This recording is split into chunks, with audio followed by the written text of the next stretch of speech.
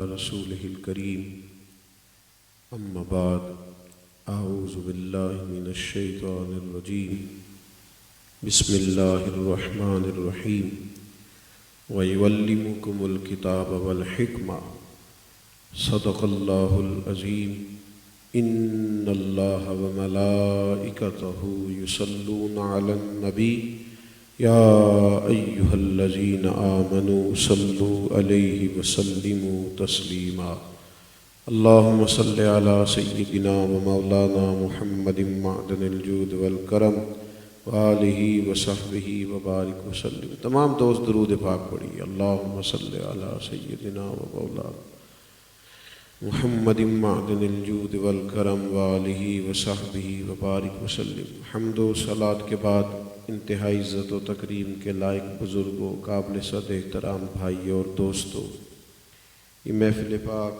ہمارے عرفان بھائی کے ہاں انعقاد پذیر ہوتی ہے۔ اللہ تبارک و تعالی ان کو اس کی بہترین جزا عطا فرمائے۔ ہم سب یہاں جمع ہیں، ہماری حاضری کو اللہ تعالی قبولیت کا شرف عطا فرمائے۔ اس محفل پاک کو عقائد کی پختگی، اعمال کی درستگی اور ہمارے گناہوں کی معافی کا ذریعہ بنائے۔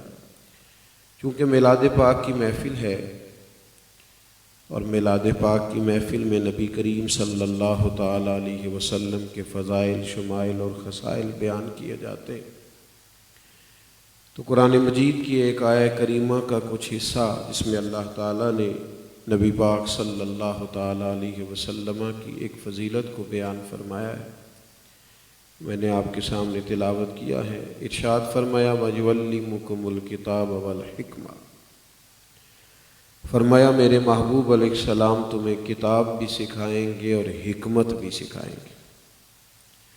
اللہ تعالیٰ نے اپنے حبیب کریم صلی اللہ تعالیٰ علیہ وسلم کو لاتعداد بے حساب حکمتیں اور دانائیاں عطا فرمائی۔ حضرت وہب بن منبہ ارشاد فرماتے ہیں، اللہ کرے آپ کی زیادہ توجہ میری بات کی طرف رہے، ارشاد فرماتے ہیں کہ اللہ تعالیٰ نے عقل کے 1000 حصے کیے، ان میں سے ایک حصہ عقل کا اللہ تعالیٰ نے پوری دنیا کو عطا کیا، جس میں عالم ہیں، فضلاء ہیں، شعراء ہیں، جس کے اندر محدثین ہیں، محققین ہیں، پھر تقاضوں کے مطابق ڈاکٹر ہیں، انجینئرز ہیں، سائنسدان ہیں۔ ایک حصہ عقل کا اللہ تعالیٰ نے عطا کیا، باقی 999 حصے عقل کے اللہ تعالیٰ نے اپنے محبوب کریم علیہ السلام کو عطا فرمایا۔ حکمتیں، دانائیاں محبوب کریم سید عالم علیہ السلام کی بارگاہ سے فیض پاتی ہیں۔ انسان زندگی میں جہاں بھی ہو اور جس مقام پر بھی ہو اور وہ جو کچھ بھی کر رہا ہو، ایک تو یہ ہے کہ کسی تنظیم کو، جماعت کو، قبیلے کو، خاندان کو وہ لیڈ کر رہا ہو، کسی ادارے کو چلا رہا ہو، وہ تو ایک بڑا منصب ہے، لیکن ایک گھر کو چلانے کے لیے بھی انسان کو حکمت کے ساتھ اور دانائی کے ساتھ وقت گزارنا نہایت ضروری ہے۔ نبی پاک صلی اللہ تعالیٰ علیہ وسلم نے ارشاد فرمایا ہے، یہ جو حکمت ہے یہ مومن کی گمشدہ میراث ہے، وراثت مومن کی ہے، دانائی مومن کی میراث ہے۔ تمہیں جہاں سے دانائی ملے اسے ضرور لے لیا کرو، اور کسی بھی منصب پر ہم فائز ہو جائیں، کہیں بھی پہنچ جائیں، نادان آدمی کی سب سے بڑی علامت ہمارے علماء نے لکھی ہے کہ جس کو گمان ہونے لگ جائے نا کہ اب میں سمجھدار ہو گیا ہوں، اور اگر یہ گمان ہو کہ کئی لوگوں سے زیادہ سمجھدار ہو گیا ہوں، تو اس کا مطلب ہے کہ ابھی اس کی سیکھنے کی منزل ہے، ابھی اس رستے کا مسافر ہے جس رستے پر سیکھا جاتا ہے۔ دانائی، تدبر۔ بہت سارے لوگ یہ کہتے ہیں کہ میں چونکہ سچ بولتا ہوں اور میں دو ٹوک ہوں لہٰذا میں کڑوا ہوں۔ یاد رکھیے گا، دنیا کی سب سے بڑی سچائی یہ ہے کہ اللہ قادر مطلق ہے، وحدہ لا شریک ہے، لیکن اس سچ کو بولنے کے لیے بھی قرآن مجید نے کہا حکمت کی ضرورت ہے۔ یعنی جو سب سے بڑا سچ ہے کہ اللہ خالق ہے، مالک ہے، رازق ہے، اللہ کی طرف لوگوں کو بلایا جائے، اس کے بارے میں بھی فرمایا ادعو الی سبیل ربک بالحکمہ۔ جب تم لوگوں کو اللہ کی طرف دعوت دو تو حکمت کے ساتھ دعوت دو۔ کائنات کی سب سے بڑی سچائی اور سب سے بڑی حقیقت بھی تم بیان کرو تو اس میں دانائی ہونی چاہیے۔ بات وہی ہوتی ہے، عنوان بعض اوقات ایک ہی ہوتا ہے، لیکن کچھ لوگ زندگی میں حکمت کا دامن چھوڑ دیتے ہیں، جذباتی ہو جاتے ہیں، جذباتی لوگوں کے ساتھ بیٹھتے ہیں، صحیح فیصلے نہیں کر پاتے، بعض جگہ پر کمزور پڑ جاتے ہیں، اور بعض جگہ پر ایسا بھی ہوتا ہے کہ صحیح رستے پہ جاتے جاتے وہ کچھ ایسی باتوں پر جذباتی ہو جاتے ہیں جس کی وجہ سے ان کے درست فیصلے بھی غلط رستہ اختیار کر لیتے ہیں۔ عارف رومی رحمۃ اللہ علیہ فرماتے ہیں کہ بات جب بھی کریں اسے چند سیکنڈ کے لیے اس لیے سوچ لینے کا کہا گیا ہے کہ کسی بھی بات کا صحیح طریقہ بھی اختیار کیا جا سکتا ہے۔ بات وہی ہوتی ہے، وہ فرماتے ہیں ایک بادشاہ کو خواب آیا تھا اور اس نے خواب میں دیکھا کہ میرے سارے دانت ٹوٹ گئے۔ ایک تعبیر کرنے والے کو، معبر کو اس نے بلایا اور کہا کہ میں نے خواب میں دیکھا ہے میرے سارے دانت ٹوٹ گئے ہیں۔ تو وہ تعبیر کرنے والا کہنے لگا ہائے افسوس، مجھے بڑی تکلیف ہو رہی ہے یہ بتاتے ہوئے، آپ کے سارے رشتہ دار، آپ کے عزیز، آپ کے بہن بھائی، بال بچے سب آپ کی زندگی میں انتقال کر جائیں گے، سارے چلے جائیں گے اور میں سب کے جنازے اٹھاؤں گا۔ بادشاہ تھا، بعض چیزوں میں سوچا سمجھا ہی نہیں اور اس نے اس کو سزا دی، تعبیر بتانے والے کو سزا دی، معاذ اللہ سخت سزا دی، یہاں تک کہ جان سے مار دیا، معاذ اللہ ثم معاذ اللہ۔ وہ بڑا پریشان ہو گیا کہ سب چلے جائیں گے۔ کچھ دنوں کے بعد کسی نے کہا کہ ایک اور آدمی بھی تعبیر بتاتا ہے، اس کو بلایا۔ بادشاہ سلامت نے اس سے کہا کہ میں نے خواب دیکھا ہے میرے سارے دانت ٹوٹ گئے ہیں۔ تو اس نے کہا کہ ہائے افسوس، اور اس نے کہا بادشاہ سلامت مبارک ہو، اس خواب کی تعبیر یہ ہے کہ اللہ تعالیٰ آپ کو آپ کے خاندان میں سے سب سے لمبی عمر عطا کرے گا۔ بادشاہ نے کہا بھئی اس کے لیے انعام منگوائیے گا۔ کیا خوبصورت آدمی ہے اور کیا خوبصورت بات کی ہے۔ عارف رومی فرماتے ہیں تعبیر دونوں نے ایک ہی بتائی ہے، لیکن بات اگرچہ بے سلیقہ ہو کلیم، پر بات کرنے کو سلیقہ چاہیے۔ کچھ لوگ ٹھیک بات کر رہے ہوتے ہیں پر ان کا بات کرنے کا سلیقہ ٹھیک نہیں ہوتا، اگرچہ وہ رائے درست دے رہے ہوتے ہیں لیکن وہ کسی دانائی اور تدبر کے بغیر بات کر رہے ہیں۔ آپ دیکھیے نا، چھوٹا بھائی اگر عالم ہے، فاضل ہے اور مالی طور پر مضبوط ہے اور بڑا ہے، لیکن اس سے بڑا بھائی اگر کمزور رہ گیا ہے تعلیم میں بھی اور کاروبار میں بھی اور دنیا کی دوڑ میں بھی، تو دونوں اکٹھے بیٹھے ہوں، اگر کوئی پوچھے آپ میں سے بڑا کون ہے تو ظاہر ہے اس نے مرتبہ نہیں پوچھا، اس نے عمر پوچھی ہے۔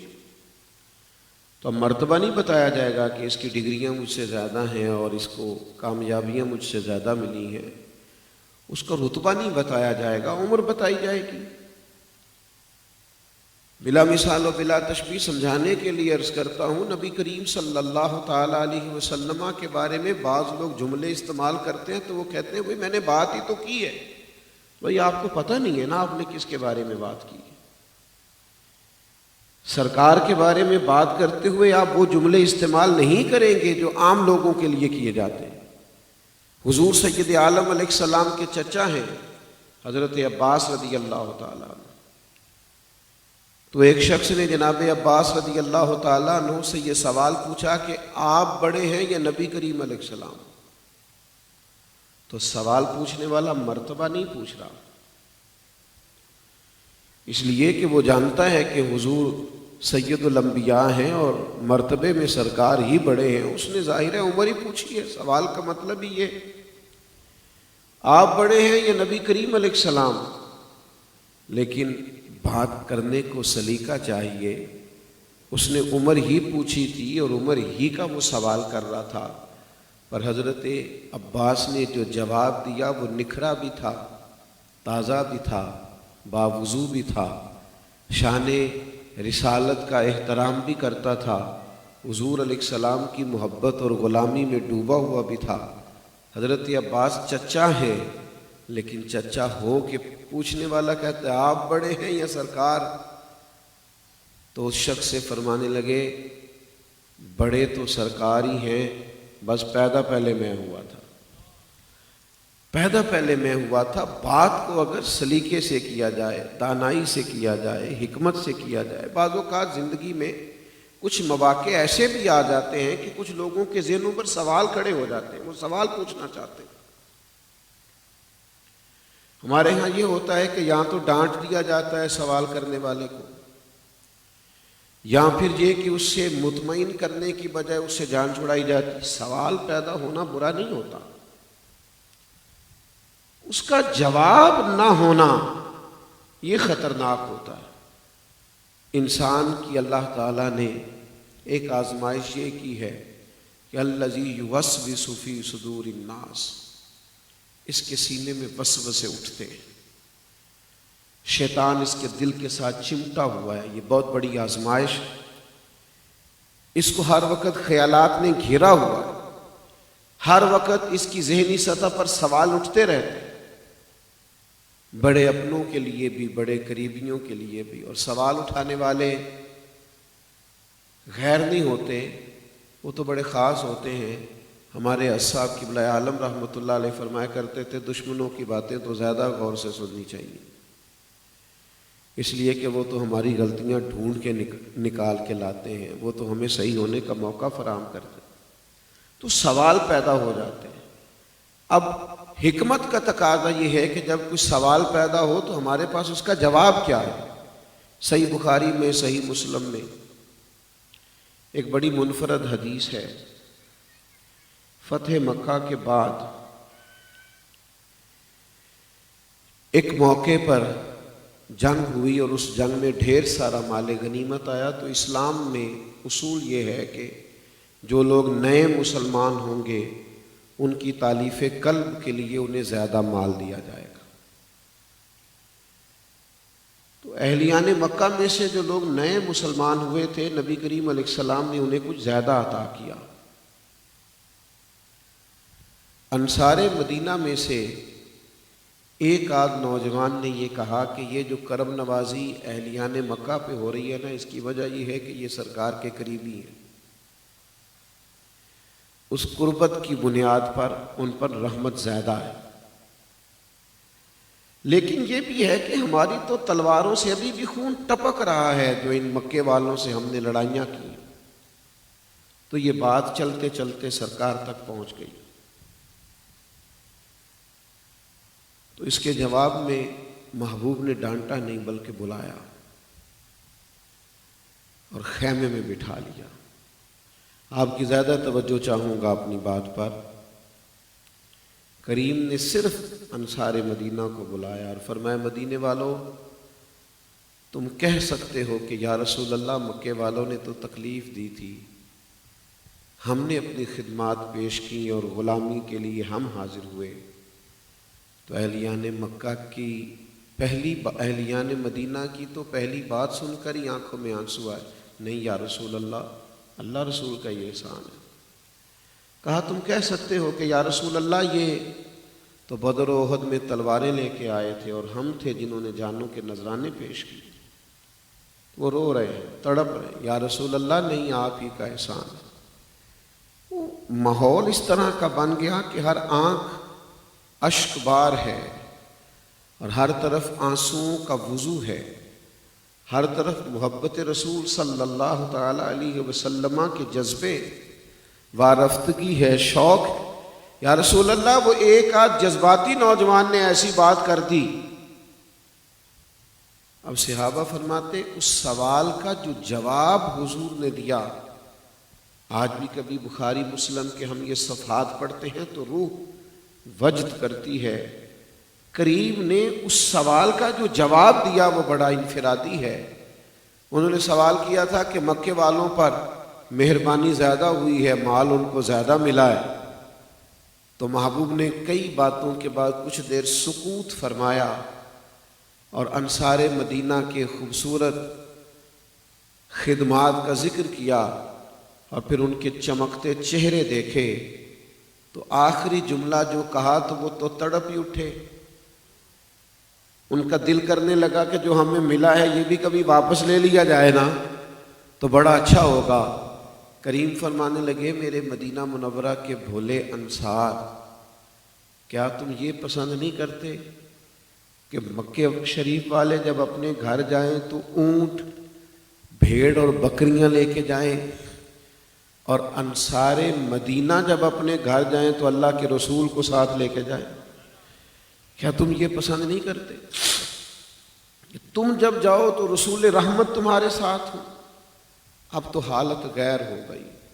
اب تو وہ کہنے لگے، ان کے دل بولنے لگے، ان کی روحیں گویا کہنے لگی کہ جو ہمیں ملا ہے کبھی یہ بھی نہ ملے تو یہ ہمارے لیے سب سے بڑی سعادت ہے کہ کریم نے فرمایا تم یہ پسند نہیں کرتے کہ میں تمہارے ساتھ جا رہا ہوں۔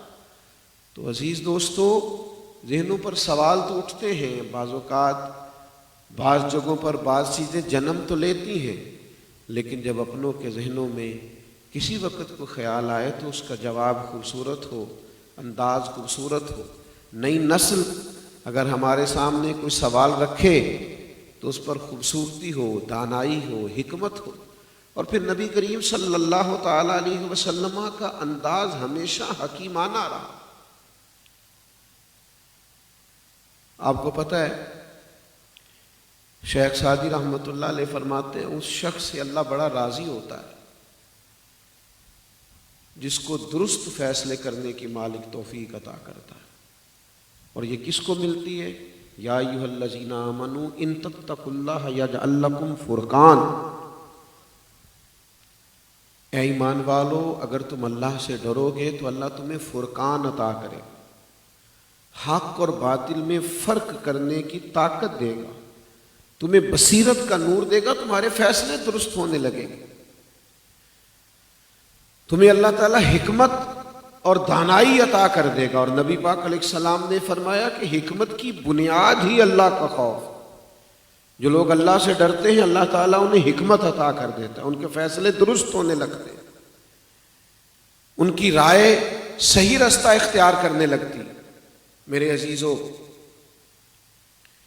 ایک موقع فتح مکہ پر ایسا بھی آیا تھا جب نبی کریم علیہ السلام کو ایک مشکل فیصلہ کرنا تھا،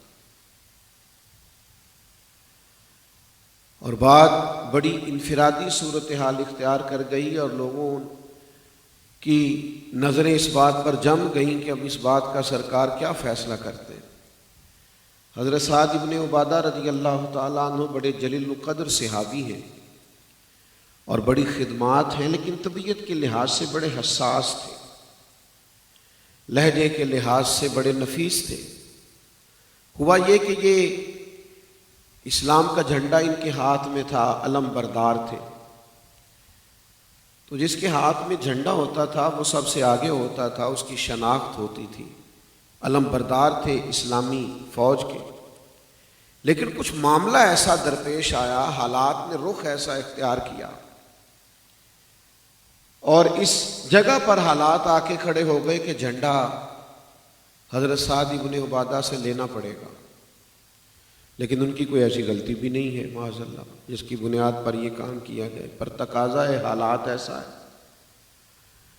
امید ہے آپ میری بات سمجھ رہے ہوں گے کہ بعض اوقات انسان دوراہے پہ کھڑا ہو جاتا ہے کہ بھئی اب یہ بڑا عجیب مسئلہ ہے، کیا کیا جائے؟ کوئی ایسی واضح غلطی بھی نہیں ہے اور موقع بھی ایسا ہے کہ ان سے جھنڈا لیا جائے۔ تو صحابہ کرام علیہم رضوان فرماتے ہیں ہماری نظریں جمی ہوئی تھیں کہ کریم محبوب علیہ السلام کیا فیصلہ فرماتے ہیں، اور یہ فیصلہ بڑا مشکل تھا، اس شخص کی بڑی خدمات ہے اور اس عظیم المرتبت صحابی نے اپنی جان مال ہر چیز دین کے لیے پیش کر رکھی ہے، اور اب فیصلہ یہ ہے کہ انہی سے جھنڈا لینا ہے۔ تو کہتے ہیں ہر آدمی کی نظریں جمی ہوئی تھی فیصلہ کیا آتا ہے، پر جب فیصلہ آیا اور جب سرور کائنات صلی اللہ تعالیٰ علیہ وسلم نے اپنی حکمت اور دانائی کے ساتھ رائے دی، تو اس طرح لوگوں کی روحیں کھلیں کہ ہر آدمی حیران رہ گیا۔ حضور سید عالم علیہ الصلوۃ والسلام نے فرمایا کیا سعد ابن عبادہ سے جھنڈا لینے کی بات ہے تو لے لیتے، اگر ہمیں اپنا علم بردار بدلنا ہے تو بدل لیتے، تو کیا کیا جائے گا، کس طرح جھنڈا لیا جائے گا؟ تو محبوب کریم نے بلایا، حضرت سعد ابن عبادہ رضی اللہ تعالیٰ عنہ حاضر بارگاہ ہوئے۔ نبی کریم علیہ السلام نے فرمایا بھائی میں نے فیصلہ کیا ہے تم سے جھنڈا لیا جائے گا۔ انہوں نے یوں نظریں اٹھائیں، اس سے پہلے کہ وہ کوئی سوال عرض کرتے، کریم فرمانے لگے میں نے فیصلہ کیا ہے کہ جھنڈا آپ سے لیا جائے گا اور آپ کے بیٹے کو دیا جائے گا۔ کسی باپ کے لیے اس سے بڑھ کر کوئی خوشی کا موقع نہیں ہوتا کہ اس کی زندگی میں ہی اس کا بیٹا ان کاموں کو سنبھالنے لگے جو وہ اپنی زندگی میں کرتا ہے۔ وہ بات جس سے حضرت سعد ابن عبادہ بڑے پریشان ہو سکتے تھے اور جس سے انہیں بڑی تکلیف ہو سکتی تھی، اسی بات نے انہیں خوش کر دیا۔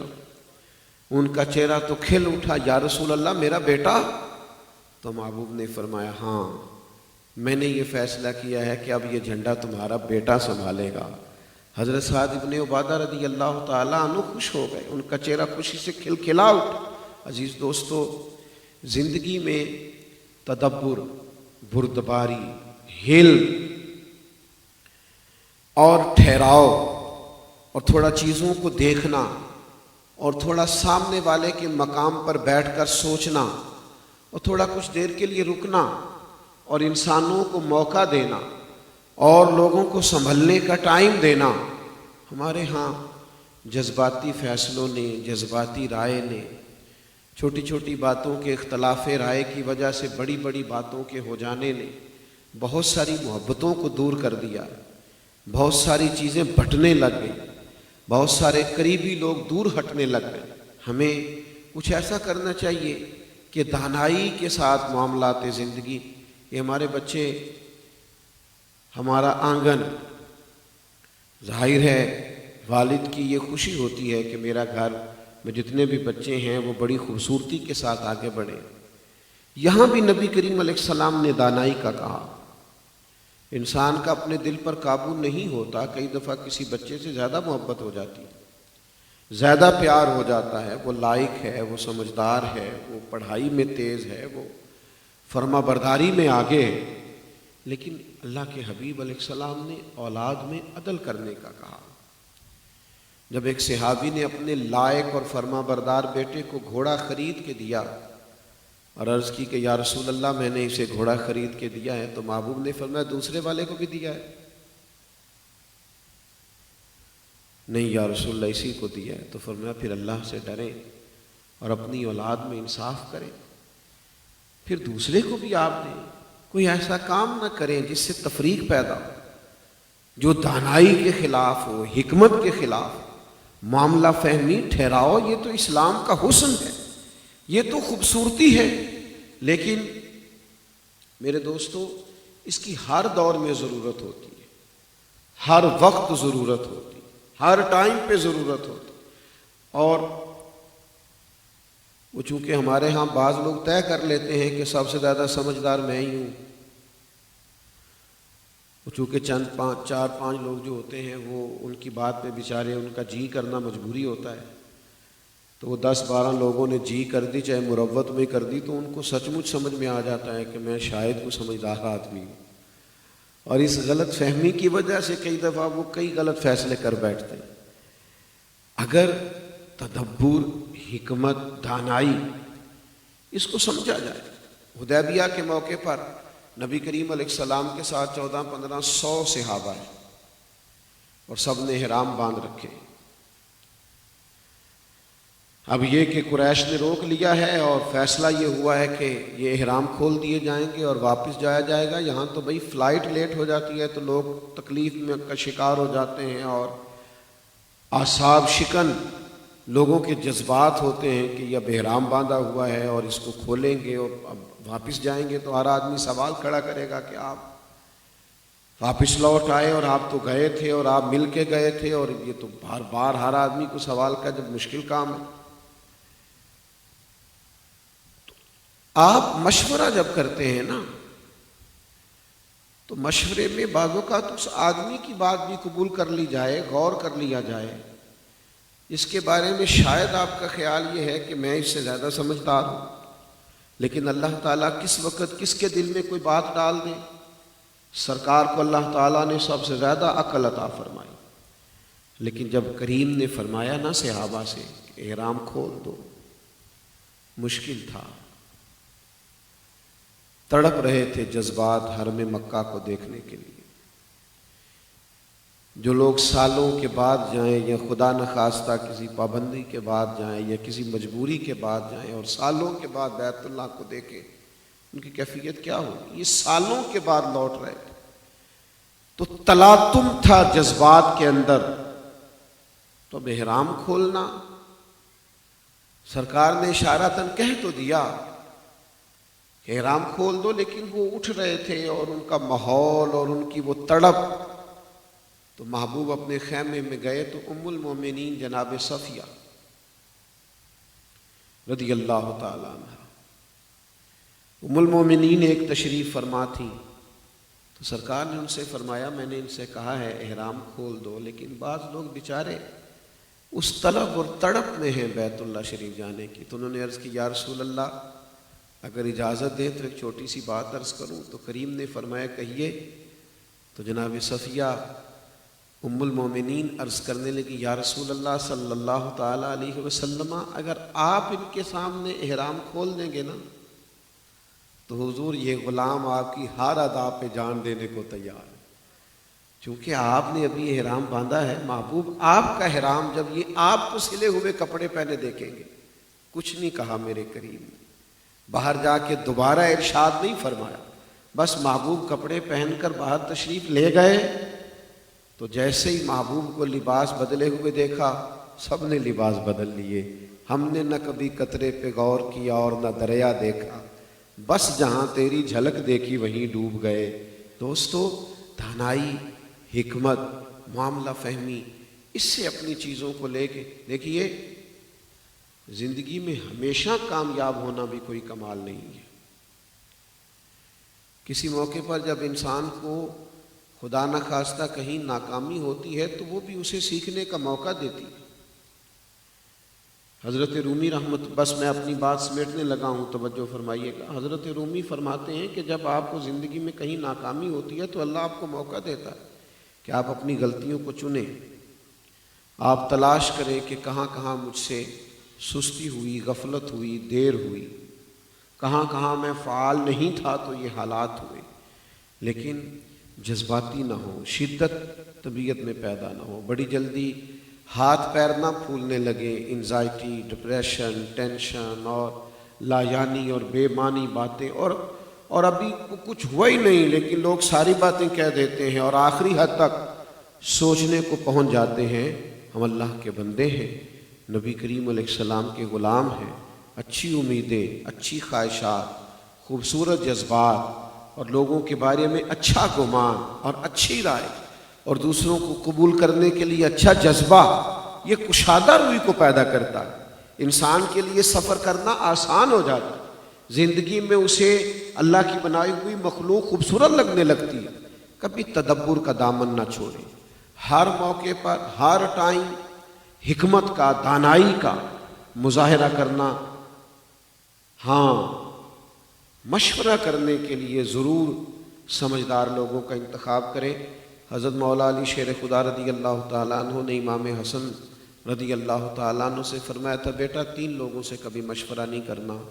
ایک تو بزدل آدمی سے کبھی مشورہ نہیں کرنا، اس لیے کہ جو خود بزدل ہوتا ہے وہ تمہیں کبھی بہادر نہیں کرے گا.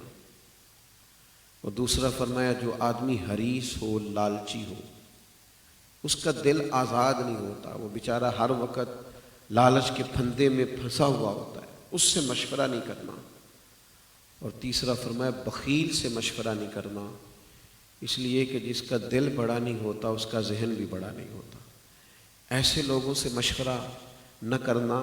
باقی مشاورت کرنا، تمہیں کوئی خیر والا آدمی اگر مل جائے، میرے دوستوں، بزرگوں اور بھائیوں، یہ خوبصورت اور ٹھنڈی اور پاکیزہ محفل جہاں اس نے سلیقے کے ساتھ اللہ تعالیٰ نے سب کو جمع کیا ہے، اپنی زندگی میں ٹھہراؤ لانا اور خوبصورتی لانا۔ کم گو لوگ جو ہوتے ہیں وہ دانا ہوتے ہیں۔ کہا حضرت عبداللہ ابن مسعود نے کہ جس آدمی کو تھوڑی باتیں کرتا دیکھو وہ دانا ہے، اس کے پاس بیٹھا کرو، اس کے پاس حکمت ہے۔ بہت زیادہ بات کرنے سے بھی لفظوں کی حرمت ضائع ہو جاتی ہے، پامال ہو جاتے ہیں جملے جب آپ بہت بولتے ہیں۔ خیر والے لوگوں سے خیر پائیں، زندگی دانائی کے ساتھ گزاریں۔ وقت تو گزر ہی جاتا ہے، لیکن اگر ہمارے پاس حکمتیں ہوں گی، دانائی ہوگی تو تھوڑا معاملہ آسان ہوگا۔ اللہ کی بارگاہ میں دعا کرتا ہوں اللہ تعالیٰ اس حاضری کو قبولیت کا درجہ عطا فرمائے۔ وآخر دعوانا ان الحمد للہ رب العالمین۔